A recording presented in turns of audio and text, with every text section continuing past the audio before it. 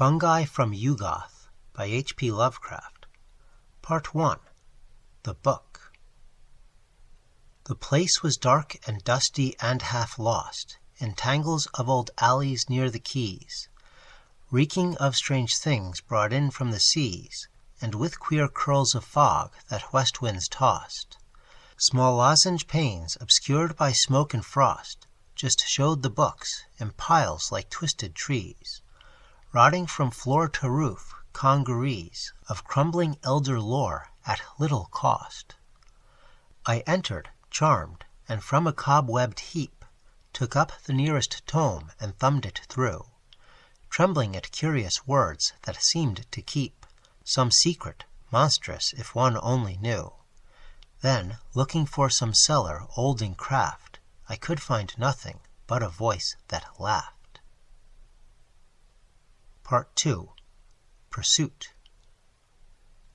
I held the book beneath my coat at pains to hide the thing from sight in such a place, hurrying through the ancient harbor lanes with often turning head and nervous pace.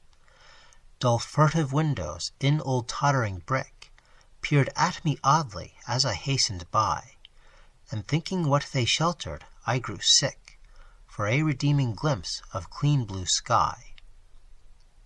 No one had seen me take the thing, but still a blank laugh echoed in my whirling head, and I could guess what nighted worlds of ill lurked in that volume I had coveted. The way grew strange, the walls alike and matting, and far behind me unseen feet were padding. Part 3. The Key. I do not know what windings in the waste of those strange sea lanes brought me home once more, but on my porch I trembled, white with haste, to get inside and bolt the heavy door. I had the book that told the hidden way across the void and through the space-hung screens that hold the undimensioned worlds at bay and keep lost aeons to their own domains.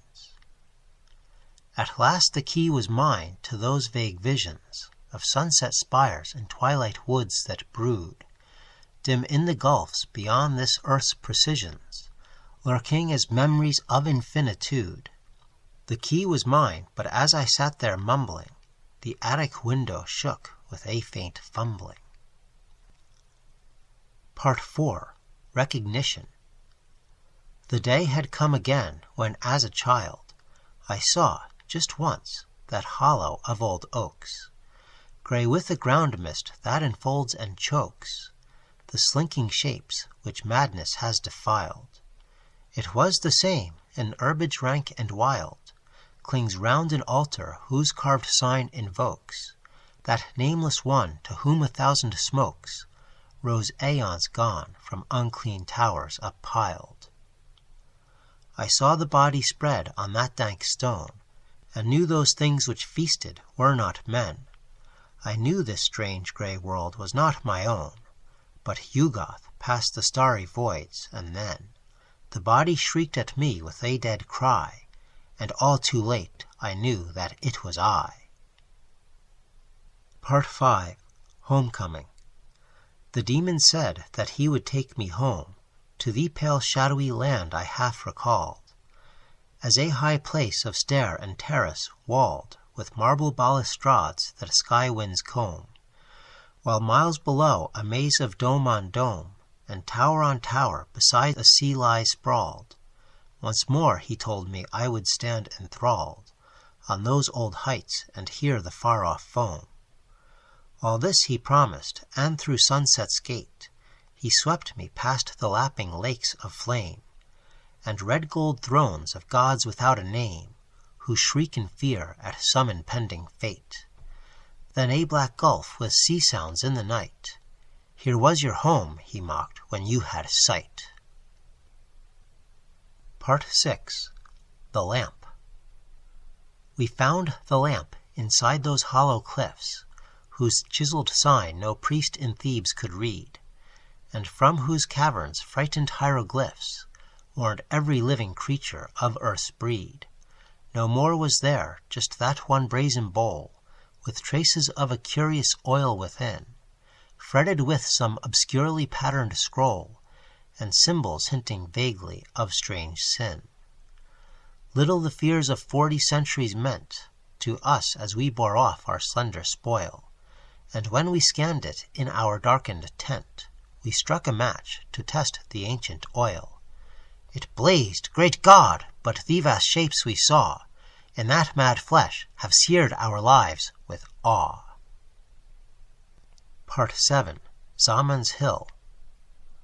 The great hill hung close over the old town, a precipice against the main street's end, green, tall, and wooded, looking darkly down upon the steeple at the highway bend. 200 years the whispers had been heard about what happened on the man-shunned slope, tales of an oddly mangled deer or bird, or of lost boys whose kin had ceased to hope. One day the mailman found no village there, nor were its folk or houses seen again. People came out from Aylesbury to stare, yet they all told the mailman it was plain that he was mad for saying he had spied the great hill's gluttonous eyes and jaws stretched wide. Part 8. The Port.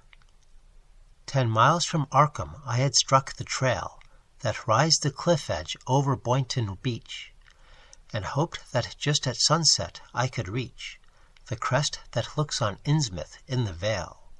Far out at sea was a retreating sail, white as hard years of ancient winds could bleach, but evil with some portent beyond speech, so that I did not wave my hand or hail.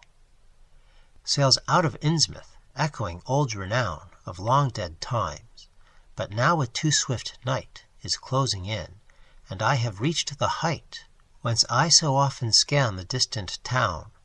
The spires and roofs are there, but look, the gloom sinks on dark lanes as lightless as the tomb. Part 9. The Courtyard. It was the city I had known before, the ancient leprous town where mongrel throngs chant two strange gods and beat unhallowed gongs in crypts beneath foul alleys near the shore.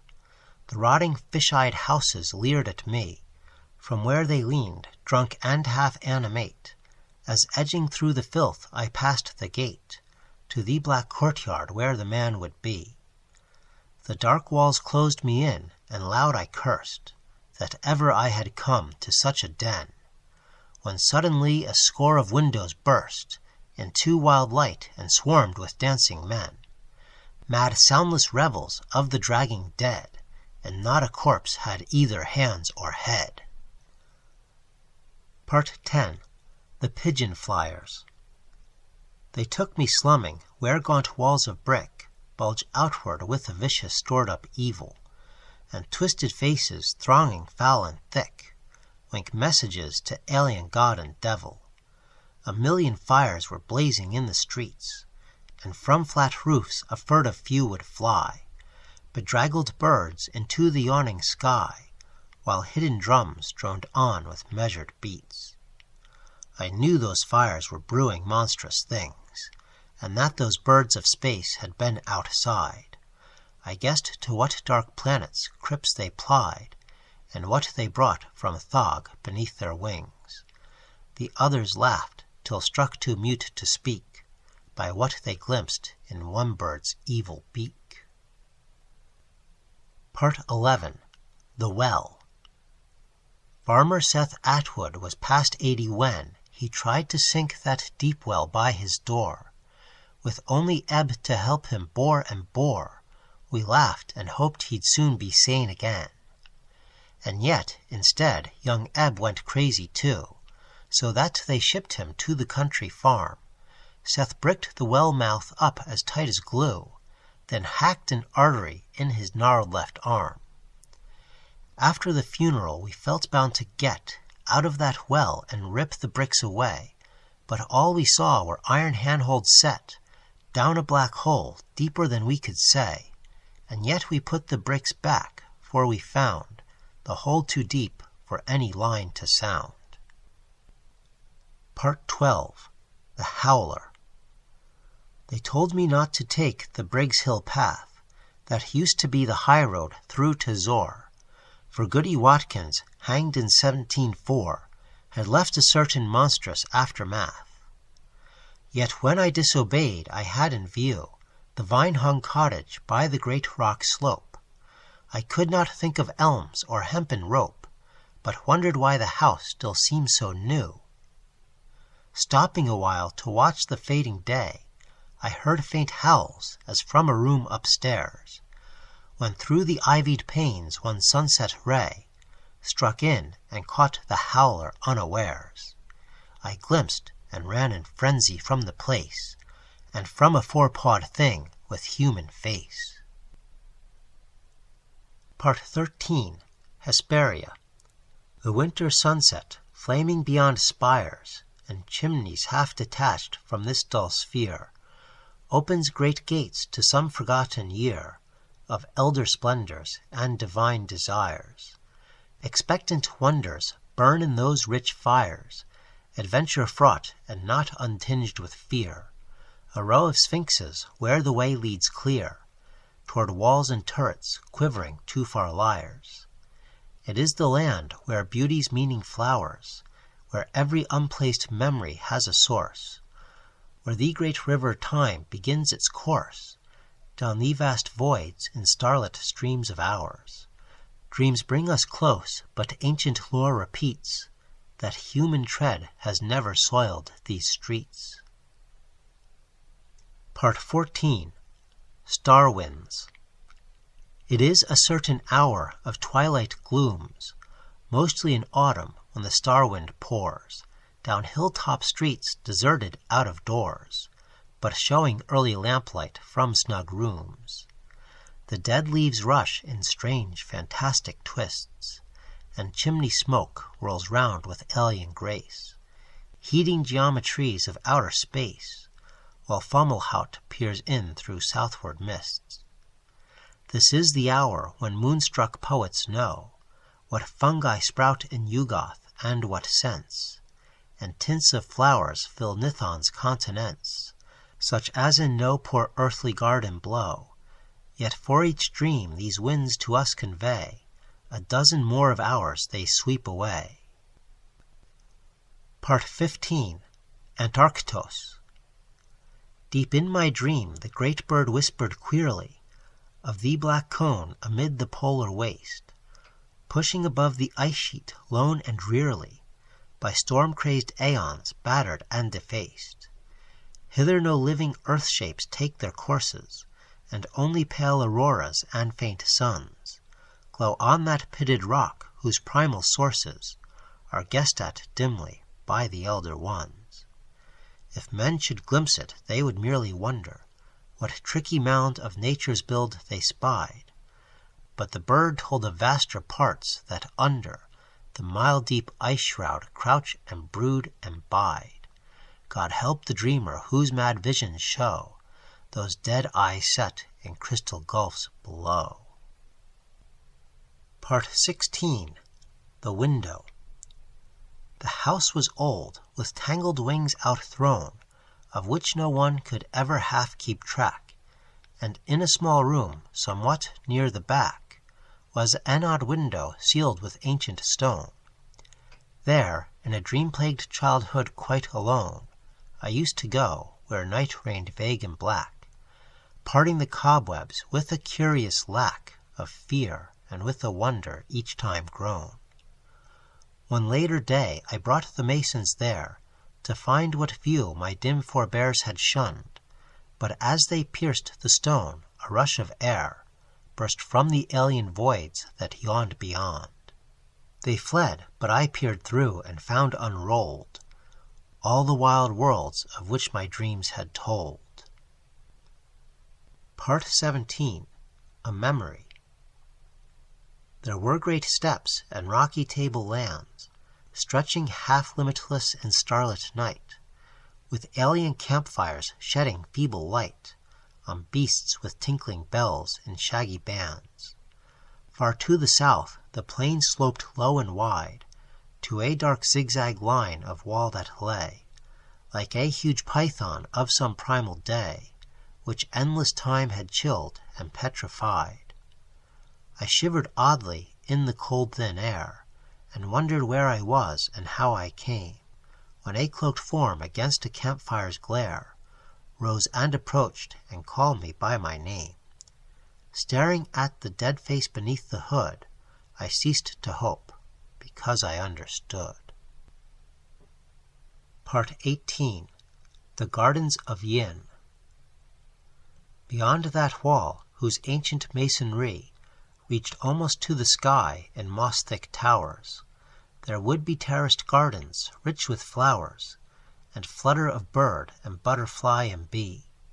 There would be walks and bridges arching over, warm lotus pools reflecting temple eaves, and cherry trees with delicate boughs and leaves, against a pink sky where the herons hover. All would be there, for had not old dreams flung open the gate to that stone-lanterned maze, where drowsy streams spin out their winding ways, trailed by green vines from bending branches hung. I hurried, but when the wall rose, grim and great, I found there was no longer any gate. Part 19. The Bells. Year after year I heard that faint far ringing of deep-toned bells on the black midnight wind, peals from no steeple I could ever find, but strange, as if across some great void winging. I searched my dreams and memories for a clue, and thought of all the chimes my visions carried, of quiet Innsmouth where the white gulls tarried, around an ancient spire that once I knew. Always perplexed I heard those far notes falling, till one March night the bleak rain splashing cold beckoned me back through gateways of recalling to elder towers where the mad clappers tolled. They tolled but from the sunless tides that pour through sunken valleys on the sea's dead floor. Part 20. Night Gaunts. Out of what crypt they crawl I cannot tell, but every night I see the rubbery things, black, horned, and slender, with membranous wings, and tails that bear the bifid barb of hell. They come in legions on the north wind's swell, with obscene clutch that titillates and stings, snatching me off on monstrous voyagings, to grey worlds hidden deep in nightmare's well. Over the jagged peaks of Thok they sweep, heedless of all the cries I try to make, and down the nether pits to that foul lake, where the puffed Shoggoths splash in doubtful sleep. But oh, if only they would make some sound, or wear a face where faces should be found. Part 21. Nearl Hotep. And at last from inner Egypt came the strange dark one to whom the Fellahs bowed, silent and lean and cryptically proud, and wrapped in fabrics red as sunset flame. Throngs pressed around, frantic for his commands, but leaving could not tell what they had heard, while through the nations spread the awestruck word that wild beasts followed him and licked his hands. Soon from the sea a noxious birth began, forgotten lands with weedy spires of gold. The ground was cleft, and mad auroras rolled down on the quaking citadels of man. Then, crushing what he chanced to mould in play, the idiot chaos blew earth's dust away. Part 22. Asitov.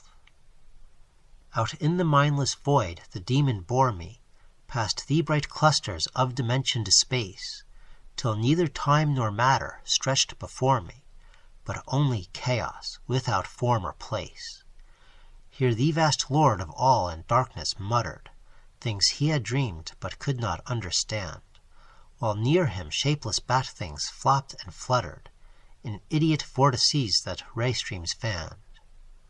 They danced insanely to the high thin whining of a cracked flute clutched in a monstrous paw, whence flow the aimless waves whose chance combining give each frail cosmos its eternal law. I am his messenger, the demon said, as in contempt he struck his master's head. Part 23. Mirage. I do not know if ever it existed, that lost world floating dimly on time's stream, and yet I see it often, violet misted, and shimmering at the back of some vague dream. There were strange towers and curious lapping rivers, labyrinths of wonder and low vaults of light, and bow-crossed skies of flame like that which quivers wistfully just before a winter's night. Great moors led off to sedgy shores unpeopled, where vast birds wheeled, while on a windswept hill there was a village, ancient and white-steepled, with evening chimes for which I listen still. I do not know what land it is, or dare ask when or why I was or will be there. Part 24. The Canal. Somewhere in dream there is an evil place, where tall deserted buildings crowd along, a deep black narrow channel reeking strong of frightful things whence oily currents race. Lanes with old walls half meeting overhead wind off to streets one may or may not know, and feeble moonlight sheds a spectral glow o'er long rows of windows dark and dead. There are no footfalls, and the one soft sound is of the oily water as it glides under stone bridges and along the sides of its deep flume to some vague ocean bound. None lives to tell when that stream washed away its dream-lost region from the world of clay. Part 25. St. Toad's. Beware St. Toad's cracked chimes, I heard 'em scream, as I plunged into those mad lanes that wind in labyrinths obscure and undefined, south of the river where old centuries dream. He was a furtive figure, bent and ragged, and in a flash had staggered out of sight. So I still burrowed onward in the night, toward where more roof lines rose, malign and jagged. No guidebook told of what was lurking here, but now I heard another old man shriek, "Beware St. Toad's cracked chimes," and growing weak, I paused when a third greybeard croaked in fear, "Beware St. Toad's cracked chimes," aghast I fled, till suddenly that black spire loomed ahead. Part 26. The Familiars. John Whately lived about a mile from town, up where the hills began to huddle thick. We never thought his wits were very quick, seeing the way he let his farm run down. He used to waste his time on some queer books he'd found around the attic of his place, till funny lines got creased into his face, and folks all said they didn't like his looks. When he began those night howls we declared he'd better be locked up away from harm, so 3 men from the Aylesbury Town farm went for him, but came back alone and scared. They'd found him talking to 2 crouching things that at their step flew off on great black wings. Part 27. The Elder Pharaohs. From Lang, where rocky peaks climb bleak and bare, under cold stars obscure to human sight, there shoots at dusk a single beam of light, whose far blue rays make shepherds whine in prayer. They say, though none has been there, that it comes out of a Pharos in a tower of stone, where the last Elder One lives on alone, talking to chaos with the beat of drums. The thing, they whisper, wears a silken mask of yellow whose queer folds appear to hide a face not of this earth, though none dares ask just what those features are which bulge inside. Many in man's first youth sought out that glow, but what they found no one will ever know. Part 28. Expectancy. I cannot tell why some things hold for me a sense of unplumbed marvels to befall, or of a rift in the horizon's wall, opening to worlds where only gods can be. There is a breathless vague expectancy, as of vast ancient pomps I half recall, or wild adventures uncorporeal, ecstasy fraught and as a daydream free. It is in sunsets and strange city spires, old villages and woods and misty downs, south winds, the sea, low hills and lighted towns, old gardens, half-heard songs, and the moon's fires. But though its lure alone makes life worth living, none gains or guesses what it hints at giving. Part 29. Nostalgia. Once every year, in autumn's wistful glow, the birds fly out over an ocean waste, calling and chattering in a joyous haste to reach some land their inner memories know. Great terraced gardens where bright blossoms blow, and lines of mangoes luscious to the taste, and temple groves with branches interlaced, over cool paths, all these their vague dreams show. They search the sea for marks of their old shore, for the tall city white and turreted, but only empty waters stretch ahead, so that at last they turn away once more. Yet sunken deep where alien polyps throng, the old towers miss their lost, remembered song. Part 30. Background. I never can be tied to raw new things, for I first saw the light in an old town, where from my window huddled roofs sloped down to a quaint harbor rich with visionings, streets with carved doorways where the sunset beams, flooded old fanlights and small windowed panes, and Georgian steeples topped with gilded vanes. These were the sights that shaped my childhood dreams. Such treasures, left from times of cautious leaven, cannot but lose the hold of flimsier wraiths, that flit with shifting ways and muddled faiths, across the changeless walls of earth and heaven. They cut the moment's thongs and leave me free to stand alone before eternity. Part 31. The Dweller. It had been old when Babylon was new. None knows how long it slept beneath that mound, where in the end our questing shovels found its granite blocks and brought it back to view. There were vast pavements and foundation walls, and crumbling slabs and statues carved to show fantastic beings of some long ago, past anything the world of man recalls. And then we saw those stone steps leading down, through a choked gate of graven dolomite, to some black haven of eternal night, where elder signs and primal secrets frown. We cleared a path, but raced in mad retreat, when from below we heard those clumping feet. Part 32. Alienation. His solid flesh had never been away, for each dawn found him in his usual place, but every night his spirit loved to race through gulfs and worlds remote from common day.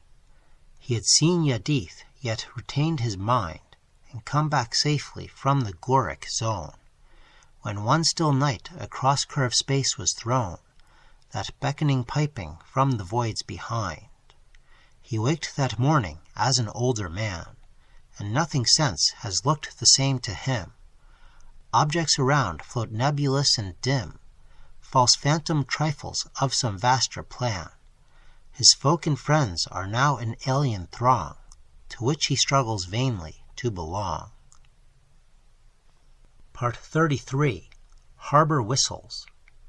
Over old roofs and past decaying spires, the harbor whistles chant all through the night. Throats from strange ports and beaches far and white, and fabulous oceans ranged in motley choirs, each to the other alien and unknown, yet all by some obscurely focused force, from brooding gulfs beyond the zodiac's course, fused into one mysterious cosmic drone. Through shadowy dreams they send a marching line of still more shadowy shapes and hints and views, echoes from outer voids and subtle clues to things which they themselves cannot define. And always in that chorus, faintly blent, we catch some notes no earthship ever sent. Part 34. Recapture. The way led down a dark half-wooded heath, where moss-gray boulders humped above the mold, and curious drops, disquieting and cold, sprayed up from unseen streams and gulfs beneath. There was no wind, nor any trace of sound, in puzzling shrub or alien-featured tree, nor any view before, till suddenly, straight in my path, I saw a monstrous mound. Half to the sky those steep sides loomed upspread, rank grassed and cluttered by a crumbling flight of lava stairs that scaled the fear-topped height in steps too vast for any human tread. I shrieked and knew what primal star and year had sucked me back from man's dream-transient sphere. Part 35. Evening Star. I saw it from that hidden silent place where the old wood half shuts the meadow in. It shone through all the sunset's glories, thin at first, but with a slowly brightening face. Night came, and that lone beacon, amber-hued, beat on my sight as never it did of old. The evening star, but grown 1,000-fold, more haunting in this hush and solitude. It traced strange pictures on the quivering air, half memories that had always filled my eyes, vast towers and gardens, curious seas and skies, of some dim life I never could tell where. But now I knew that through the cosmic dome those rays were calling from my far-lost home. Part 36. Continuity.